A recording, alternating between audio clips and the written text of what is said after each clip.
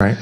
Yep. No, that was no. The Afghanis they handled that very, very well, and there was a big culture difference. Yes. I think actually they did a study. We could probably find it somewhere.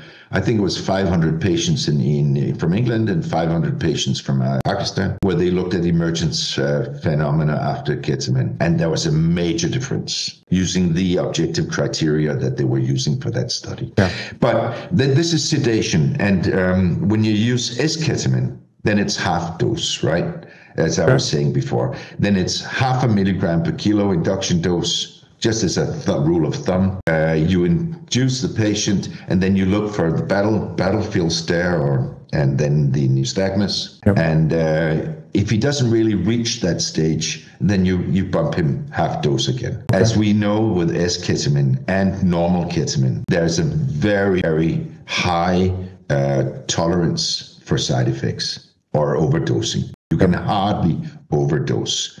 With the amount of ketamine we have in our combat bags, you will not probably make big problems, right? And there were even some Americans some years ago talking about giving 300 to 400 milligrams of ketamine as analgesia on the battlefield. Oh, yeah. Okay. That was 6 or 7 years ago.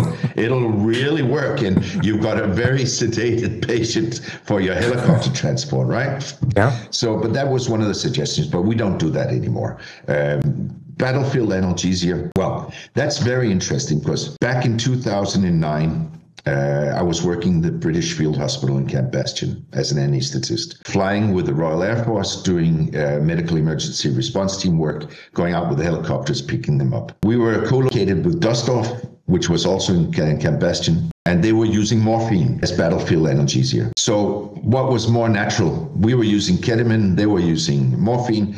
We had whole blood. They didn't have any blood at all. So we had really some interesting weekly discussions. Unfortunately, one of my junior medical officers did a study, 25 patients from each group, looking at pre-hospital, hospital, emergency room, adverse effects, whatever. Pain scores. And there was no doubt about it, ketamine was effective. And many other studies, I think there are around 25, 30 proper RCT, randomly controlled trials now on ketamine and battlefield, shows that ketamine is superior to morphine. There's no doubt about it.